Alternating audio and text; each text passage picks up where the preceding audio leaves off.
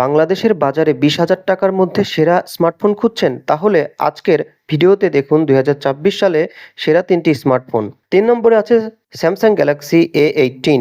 যারা নির্ভরযোগ্য ব্র্যান্ড এবং দীর্ঘমেয়াদী সফটওয়্যার আপডেট চান তাদের জন্য এটি একটি চমৎকার ফোন। এতে রয়েছে সুন্দর অ্যামোলেড ডিসপ্লে, ভালো ব্যাটারি ব্যাকআপ এবং দৈনন্দিন ব্যবহারে ফেসবুক, ইউটিউব ও সাধারণ গেমিংয়ের জন্য যথেষ্ট পারফরমেন্স।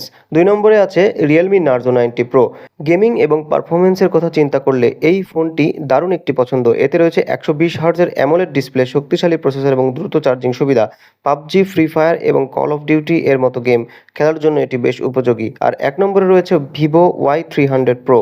20,000 টাকার বাজেটের মধ্যে এটি সবচেয়ে ব্যালেন্স প্যাকেজ। এতে পাওয়া যাচ্ছে শক্তিশালী Snapdragon processor, 50 megapixel OIS camera, বিশাল 6500 mAh ব্যাটারি এবং আকর্ষণীয় ডিজাইনের ক্যামেরা।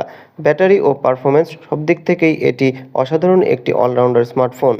আপনার কাছে কোন ফোনটি সবচেয়ে ভালো লেগেছে কমেন্টে জানাতে ভুলবেন না। আর প্রযুক্তি দুনিয়ার সবকিছু বাংলায় জানতে সাবস্ক্রাইব করুন টেক ভয়েস বাংলা।